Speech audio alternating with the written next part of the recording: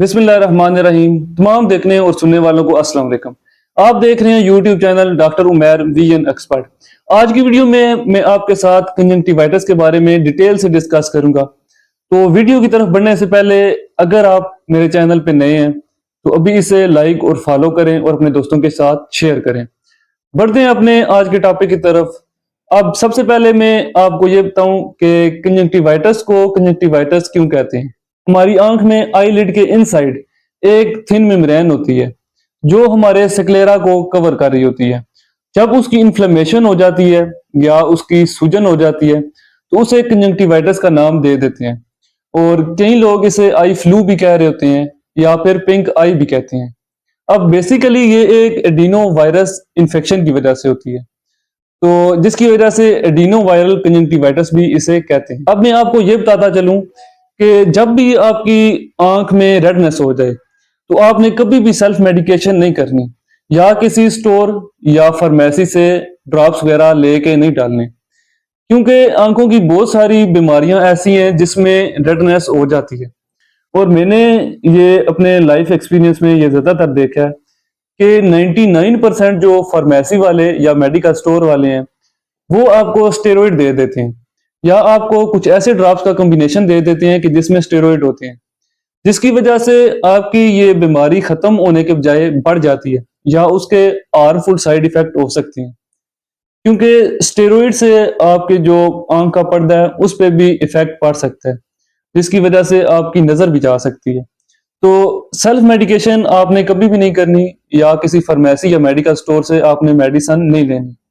इसके लिए आपने एक स्पेसिफिक जो आई स्पेशलिस्ट है या डॉक्टर है उसके पास आपने जाना है।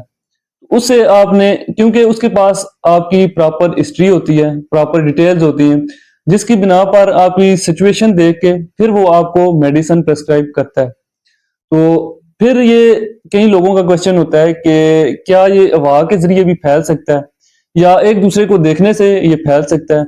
इस तरह ये नहीं फैलता, ये एरोजोल नहीं होता, यानी हवा के जरिए ये नहीं फैल सकता। ये फुमाइट होता है, यानी एक दूसरे को टच करने से, अगर आप एक आंख पे हाथ लगा रहे हैं फिर आप किसी से मुसाफा कर रहे हैं तो जब वो आप सलाम करते हैं दूसरे से तो जब वो अपनी आई को टच करेगा उस वजह से ये फैल सकता है। फिर अगर आप किसी स्विमिंग पूल में नहा रहे हैं तो उस वजह से भी आपको फैलने के चांसेस होते हैं, यानी अगर आप किसी हैंडल को पकड़ के नीचे जा रहे हैं तो जब दूसरा बंदा आएगा वो हैंडल को पकड़ेगा, अपनी आई को टच करेगा, उस वजह से भी हो सकता है। फिर अगर आप किसी दरवाजे को पकड़ रहे हैं उसके हैंडल को तो उस वजह से भी दूसरे की आई में फैल सकता है, यानी हाथ को टच करेगा, अपनी आई को टच करेगा, फिर वो फैलने के चांसेस होते हैं। अच्छा, या आप एग्जाम्पल ले लें कि अगर आप किसी क्राउडेड एरिया में या फिर अगर बच्चे स्कूल जाते हैं तो वो एक दूसरे को टच करते हैं तो उस वजह से भी फैलने के चांसेस होते हैं। अब आप इसे कैसे रोक सकते हैं?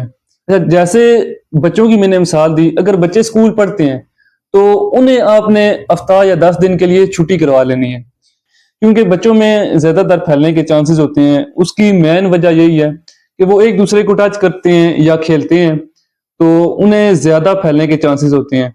बच्चे तो इस तरह की एहतियात करना बच्चों के लिए काफी मुश्किल होता है।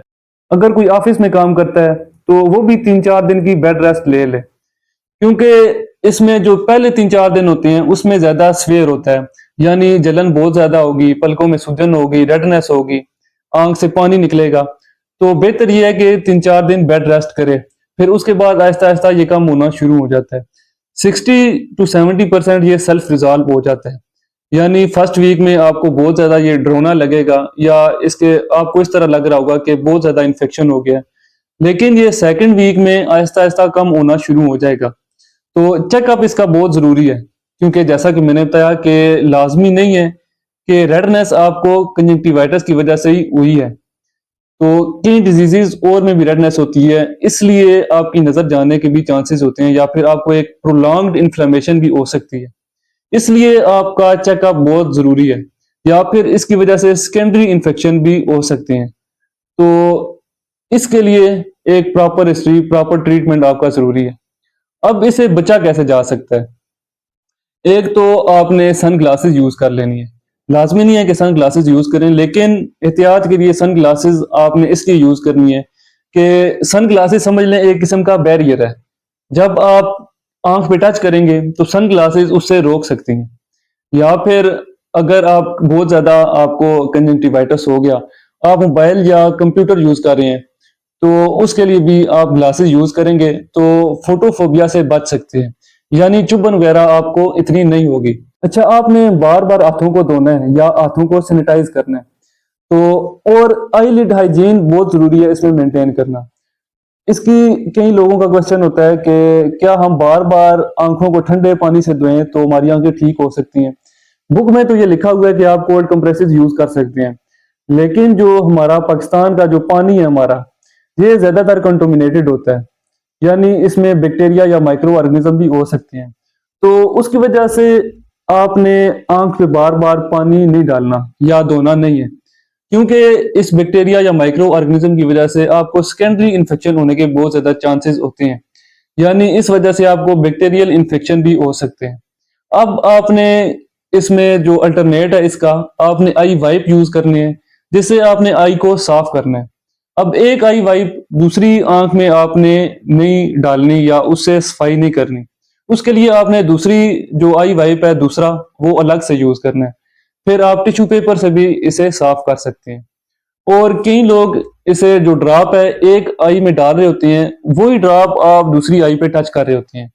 अगर आपको दूसरी आंख में इन्फेक्शन नहीं है तो आपने दूसरी आंख में वो ड्रॉप्स नहीं डालना, क्योंकि ज्यादातर चांसेस होते हैं जब आप एक आंख का ड्रॉप दूसरी आंख पे डाल रहे होते हैं तो उससे भी आपको इन्फेक्शन हो सकता है। फिर आपने ये क्राउडेड एरिया में नहीं जाना, या आपने किसी डोर के हैंडल को टच किया है तो उसके बाद आपने वो उसे सैनिटाइज करना है। और आपने टॉवल या रुमाल हो गया, ये एक दूसरे के यूज नहीं करने हैं। अगर आप अपने भी यूज कर रहे हैं तो आपने उसे डेली धोना है या बार बार धोना है। फिर अगर आप सो रहे हैं तो वो तकिया आपने बार बार एक ही तकिया यूज नहीं करना, उसे धोना है या धूप में उसे रखना है। अब इसमें टॉपिकल एंटीबायोटिक्स या टॉपिकल ऑइंटमेंट्स भी दे रहे होते हैं, या लुब्रिकेंट आई ड्रॉप्स आपको दे देते हैं, और कुछ केसेस में माइल्ड स्टेरॉइड भी दे रहे होते हैं, यानी जिनका बहुत ज्यादा इफेक्ट नहीं होता। वो भी तब देते हैं कि अगर आपको इन्फ्लेमेशन ज्यादा हो गई है या आपकी आई की ओवरऑल हेल्थ देख के फिर देते हैं। इसीलिए मैंने आपको कहा कि आपने किसी फार्मेसी से या सेल्फ मेडिकेशन आपने नहीं करनी, क्योंकि उनके पास आपकी प्रॉपर हिस्ट्री नहीं होती। जो आई स्पेशलिस्ट है उसके पास आपकी प्रॉपर हिस्ट्री होती है, एक प्रॉपर डिटेल होती है, तो उसकी बिना पर वो आपको एक प्रॉपर ट्रीटमेंट दे रहा होता है। इसकी वजह से आपकी आई की इम्यूनिटी भी वीक हो सकती है, तो उसके लिए आपने कुछ सब्जियां वगैरह या ड्राई फ्रूट लेते हैं तो वो भी आपकी जो इम्यूनिटी है इसे बूस्ट कर सकती है, यानी जल्द ठीक होने में कुछ हेल्प कर सकती है। इससे रिलेटेड अगर आपका कोई क्वेश्चन है तो आप कमेंट में पूछ सकते हैं। मिलते हैं नेक्स्ट वीडियो में, तब तक के लिए अल्लाह हाफिज।